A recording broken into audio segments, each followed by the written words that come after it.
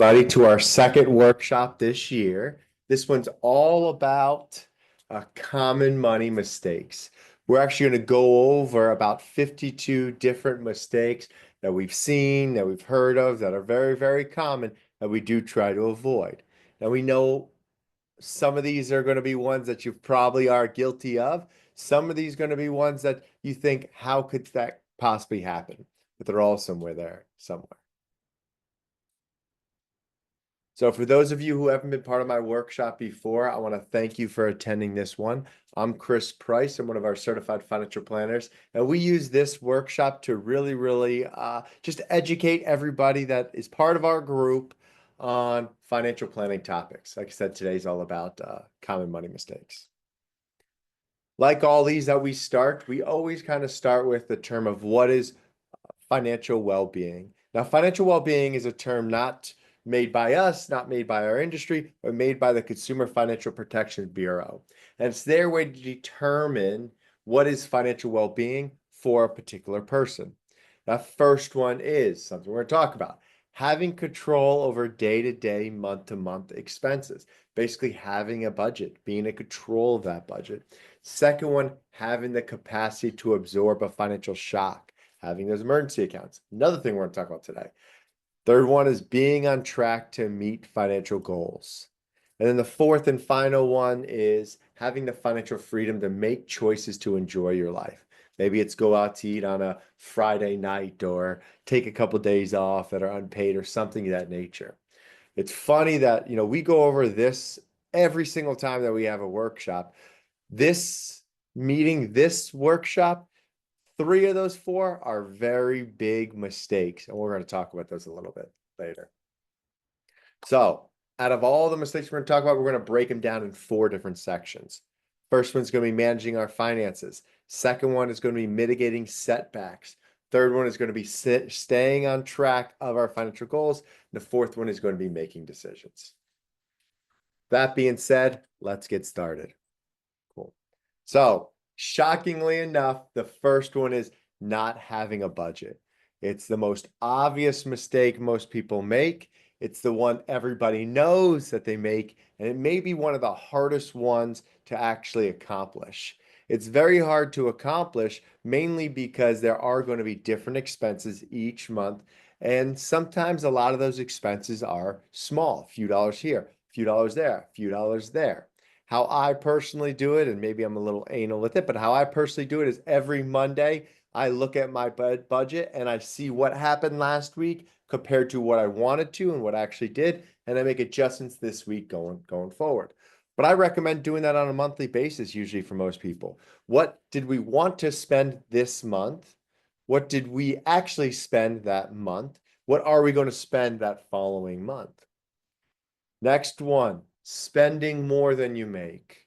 If you're somebody who has any kind of credit card debt or any really debt, and you see that debt slowly creeping up, not creeping down, then you know you're one of those that are spending more than you're making.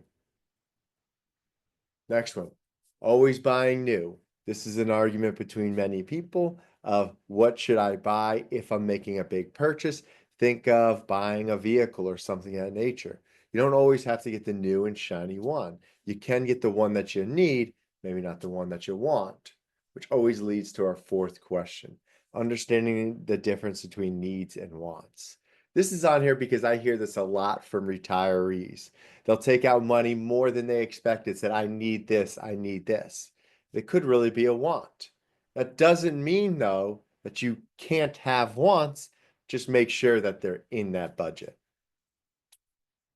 So, fifth one, misjudging big expenses. Now, this is unique when I say misjudging big expenses.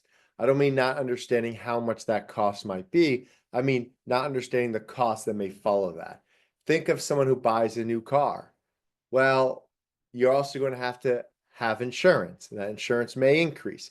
It may also be take or use more gas, general upkeep. If you're buying a big purchase, is there other costs that follow to keep that big purchase in place? Failing to negotiate, I think that's a little obvious to most. Not taking discounts. This is the one I'm most guilty of. Usually if I want something and I feel like it's in my budget, I get it right then and right there, even though it could have been a discount next week or next month and I could have waited. This is something I'm guilty of myself, not taking advantage of those discounts. 8, paying unnecessary fees. We have all these little terms that people use to charge a little bit more. Shipping and handling, processing. The list goes on and on of different fees that are unnecessary to purchase that particular thing. Number 9, this is probably a very, very common one, and this is not knowing the slow leaks. So there's an old saying that says even the smallest leak can sink the biggest ship. And that's the same thing with finances. Think of these slow leaks as these $3 here, $4 here, coffee there, uh, going out to lunch there. All these little things that we do, those slowly leak the boat. Number 10, not planning for irregular expenses. So if you remember our number one rule about the budget, or our number one mistake, not having a budget, we maybe do it by a week or by a month. But what about those expenses that are not monthly, that are not weekly? What about like getting our oil change in our car? What about paying property taxes? And the list goes, what about insurances that are usually maybe 6-month time periods? The list goes on and on with bills that are not monthly, but they're still an expense or still a bill. Are we budgeting them also, even though they're not every single month? I think number 11 is self-explanatory. Don't really need to talk about that one. It's definitely self-explanatory. Number 12, having too many never-ending payments. So this is huge now, especially over the last 10, 15 years. It was really, really popular to have subscription models. So now all of us have these subscriptions that we may or may not use. They never end in payment. They just keep coming out, coming out, coming out, coming out. And sometimes we forget about them. We know we want to get rid of them. We forget a few more months, and they keep eating away. Even if they're $1, $10, $50, a small amount, it's still eating away at that overall money we can have for other things that we may want.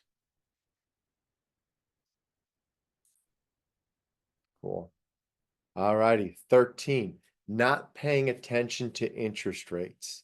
And number 14, I'm going to group these together, not reviewing monthly statements. And number 15, missing payments. So these are really, really geared toward anyone who has credit cards or use their credit cards. So I'll tell you this, every time I have a meeting with somebody and we talk about any kind of debt, we talk about credit cards, and they have credit card debt, I ask, what's the interest rate? And I would probably say 1 out of 20 actually could tell me what that interest rate is. Usually it's odds somewhere around 20, odds somewhere around 25. They'll have these somewhere around numbers. So not paying attention to interest rate is a huge factor that needs to be understood. And that usually is understood when you review those monthly statements. So if you do have a credit card or something of that nature, you're getting monthly statements. I bet very few people on this call are getting those monthly statements mailed to them. They're online, they're in email, you don't really pay attention to them. Maybe you have auto pay on your credit cards, so you're not reviewing that statement. And that means that you might have an interest rate charge higher than you're expected. So if you're one of those people who have, let's say, $10,000 in credit card debt, for those on the call who say that, wow, that's crazy amount to have that much, good, great, keep thinking that. For those that have a little bit more, you're going to understand this concept that I'm talking about here. For every $10,000 you have in credit card debt that you maintain throughout that year, it would normally cost you about $2,000 to $3,000 a year to maintain that $10,000. That doesn't mean you paid that $10,000 down. That doesn't even mean you added to it. It just means that interest charge. So you can see that huge cost it is just to have this debt on the books.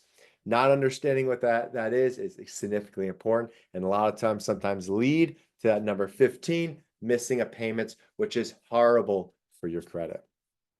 And number 16, overspending on gifts. I see that a lot with my retired clients. Will spend a lot of money on their kids and grandkids. Make sure that your goals, that your spending is in line with your budget. Cool. 17, not having an emergency account. Emergency account is super important because we're all going to have some kind of what I call financial shock or financial setback in our life. You may not have yet, but you will. These are going to be expenses that you didn't expect to happen. They're not in the budget. How am I going to be able to pay for them? If we don't have an emergency account, we may be in a scenario where we have to take some credit card debt, but we need to have that emergency account. I'm going to skip number 18. 19, not understanding employee benefits. We're going to touch a little bit more of why this is important later on. But a lot of times your employer has a list of benefits that's phenomenal. When I sit down, like I said, with a lot of people, I ask them, what are those benefits? Not as many as you would think, and tell me what those benefits are. There might be different advantages you can take advantage of from your employer that you're not, and or you might be paying for something that your employer is providing that may not be important to you. So understanding those are super important. 20, carrying too much credit card debt. Now, the reason why this is big is not only just that interest rate charge I talked about on the last slide, but also what if you had to use that to take care of an emergency? Do you have enough availability to take care of that emergency? Cool. 21, not having an income protection plan. And this also kind of relies on that employer benefit side. So an income protection plan is if God forbid your income was to stop, mainly or especially due to you became sick for a few month period, you maybe get into a car accident or something like that and can't work for a few months or longer than that, God forbid. What is going to be the plan for that income? How are you going to make up that income? A lot of times in those employer benefits that we spoke about earlier, they'll be able to provide that plan for you. Number 22, this really mistake is for individuals who have other people in their family depending on their financial income, not having enough life insurance.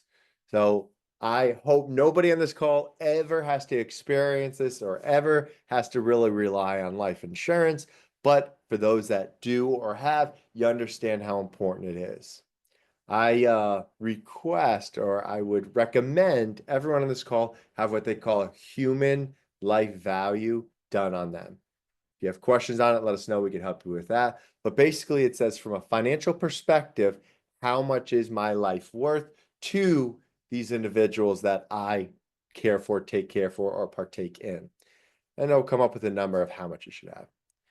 3, having too much financial complexity. This is really for those that they'll see this complexity and they'll just want nothing to do with it. So they'll avoid their financial plan because the complexity in learning about it. 24, making rush decisions.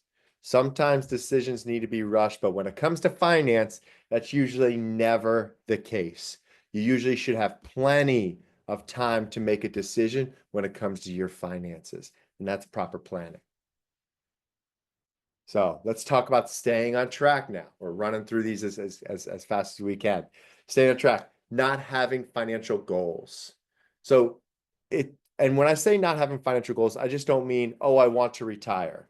That is a goal, but it's not defined enough for you to make a sacrifice today to get there. So not only just know what that goal is, but understand what that goal means to you. Does retirement mean more freedom from work, more vacations, or whatever the case might be? What is that goal? Envision that goal. Because if it is a financial goal where you need to put money away, you're sacrificing today for that money tomorrow. Now leads to number 26, not saving for the future, living too much in the present. I definitely want to make sure everyone enjoys their life, enjoys their present, because tomorrow is not promised. But we also have to plan for tomorrow also, because there is some certainty we'll be here. So having a mix of both, pleasure today, plan for tomorrow, is really what we want to look at. Not automating savings. So for all of you on this call who have sat down with me before and we talked about the future, I always talk about having a monthly, quarterly, or weekly amount that's automatically going to savings or an investment account. You can always add more. You could always stop it if you need to, but having it automated is significantly important because mentally you start forgetting that it's actually happening and it always consistently happens. And then you can later look at that a year down the road, 2 years down the road, and be like, wow, I was able to save X dollars, even if you don't realize how much those X dollars are. And then 28, again, something I think is a little bit more common than not is, I'm sorry, something that's a little bit not as common as not, is not taking advantage of your full 401k match. I see most people do take advantage of this, but they'll only give enough for that match. Well, unless you're saving somewhere else, chances are you should be saving more for retirement than just what that match is giving you. I think number 29 also relates to some of the things we said on that last slide, only having that short-term outlook, not changing with the times. 31, which is a big one, paying the wrong debt first. So the wrong debt first thing is something we could have a whole conversation on. For those of you who have maybe a significant amount of debt or maybe different kinds of debt, this is a conversation we can have to make a debt repayment plan that's unique for you. Prolonging debt repayment. I know it's painful, but we got to pay it. Cool. Staying on track. 33, something I commonly see, someone borrowing from their retirement account, such as borrowing from their 401k for a large purchase or something of that nature. Yes, it's there for you, but you do have to pay that money back. And if you did stop paying that money back, that debt becomes a taxable event and penalized if you're under 59.5. So we try not to borrow from our retirement account, borrowing from ourselves from that retirement account. I understand there's circumstances where we might need to, but we try not to. Not understanding retirement costs. So retirement costs is a whole unique subject on itself. And it comes with, what are the things in retirement that are going to cost me money that I may not have thought of? A very common one is, what is my healthcare costs going to be that I may never have thought of? Another less common one is, hey, I've been working for 40 hours, 50 hours, 60 hours a week, and now all of a sudden I have 40, 50, 60 hours of free time. What is that going to cost me? What am I going to do with that time? And is it going to be expensive? So number 35, not having a distribution strategy. So I see this all the time. And if you're young, this is not as big a concern. If you're young, the distribution strategy is not nearly as important because you just need to sock up as much money as you can to fit the goals you want to have. But as you get closer to retirement and into retirement, it's very important of how you take that money, from which accounts you take that money, and when you take that, just as much as it is of having that. Each person's going to be unique on how that distribution strategy works, based on your goals, based on the kind of assets you have, based on your feelings towards investments. But it is important to have some kind of strategy in place. Number 36, not understanding Social Security. Now, this one's not nearly as big as it was 10 plus years ago when they changed the law, but it's still important. Understanding that Social Security, from a retirement standpoint, increases every single month you don't take it, from 62 to 70. So every month every month I delay my Social Security, I'm going to increase it, which may be huge for you. Cool. Number 37, not talking about money with your partner. So I know every family is financially different. Some include their financial partner in everything. Some separate everything, and some kind of have a mix. One may make decisions, even though it's both our money, that kind of scenario. I encourage everyone to have their partners involved somewhat of the finances, especially in that middle ground. I can't tell you how many times I've been in the unfortunate situation where the person who made the decisions for the money passed away or something happened. This person who did not is all of a sudden stuck, not knowing, not understanding. what's going on, what needs to happen, what they have, where it is. So I encourage talking about money with your partner. I get it's hard. I get it. 38, not getting professional financial advice. So I encourage everyone to at least talk to a few people in the financial field. Doesn't mean you have to use them. You could be a do-it-yourselfer, but why not get that knowledge? There might be something they tell you which you can implement in your own plan, even by yourself, which may be key to unlocking your financial future. Not being knowledgeable about your finances. So having understanding enough about your finances to be able to make smart, intelligent decisions. Again, for those of you who have sat down before, you know I use a lot of analogies around this. You need to know enough to know when things are going well, when things are going bad, when you're on track and when you're off track. That doesn't mean you have to know every single thing about finances if you don't want to. That's where you can hire a financial professional to do it. But you need to know, is that financial professional doing what is best for you? And you know that by knowing just enough about your finances to be able to answer that questions. And number 40, this should be close to number 1, like budgeting, which is waiting to start on your finances. I get more calls from people who have 5 years left until they retire than I do from people just starting their 401k. But the people who are just starting their 401k, their retirement account, and their goal is retirement, they only need to make small changes to affect a huge outcome of their life. But those individuals that are within, let's say, close to retirement, you have to make these massive changes to impact your financial life.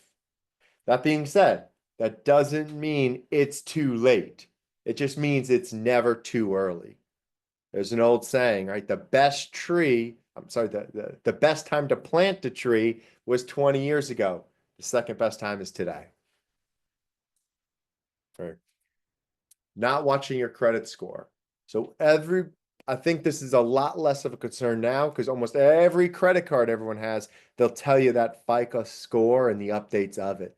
But keep an eye on that kind of lets you know, is there something wrong with my finances that I wasn't aware? Right? We live in a day and age where identity theft is huge. Well, you'd see that in your credit score if something was to happen. I talked about those missed payments because we weren't able to maintain communication, let's just say, with looking at our statements. Seeing it in our credit score would reflect that. Number 42, this is something I see more and more today more and more today than I've seen in the past, not diversifying your assets. So every single time that I've been in this career, when the market is doing well over a couple years, we see a lot of people kind of gravitate towards what has been doing well, and they get less and less diversified because they're going to what has done well over that short-term period. And we always have to remember markets, investments, they have their ups, they have their downs. Nothing is always the best, and nothing is always the worst. Being diversified is super important. And you're investing for what happens tomorrow, not what has happened. 44, having out-of-date beneficiaries.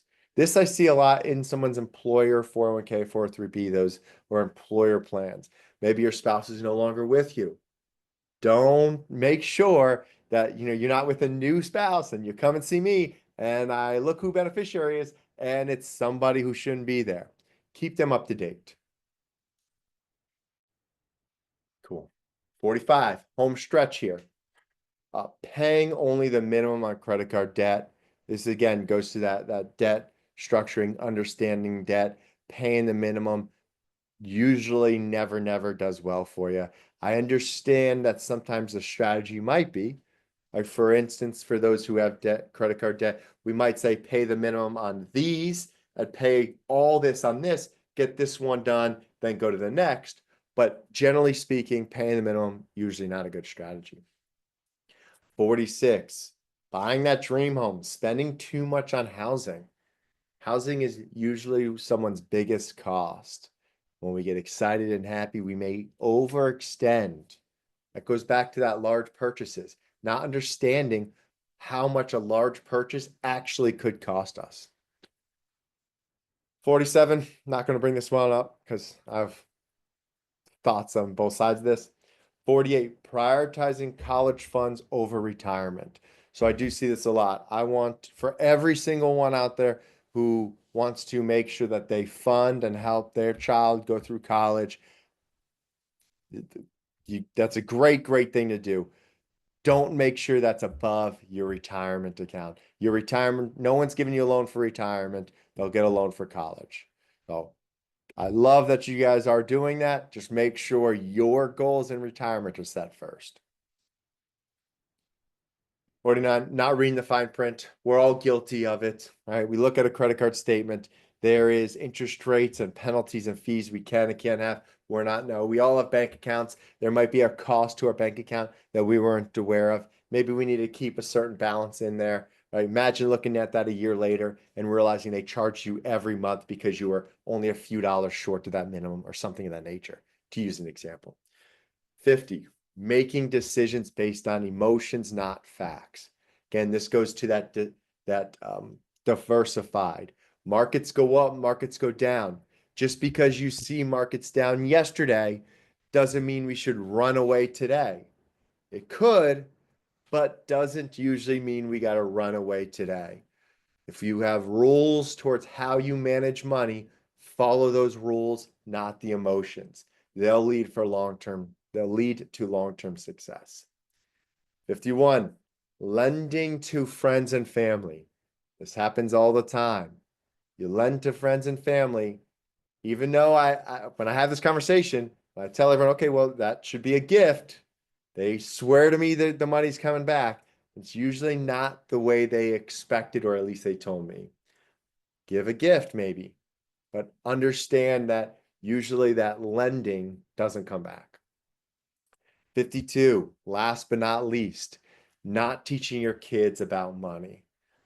I can't tell you how many people I sit down with and they tell me the same thing. I wish I would have known this 5 years ago. I wish I would have started 10 years ago. I wish I would have. I wish I would have. Well, don't let your kids get to 50, 60, 70 and say the same thing. Teach them a little bit about money so they get into a better position. Cool. Perfect. All 52 we went through fast.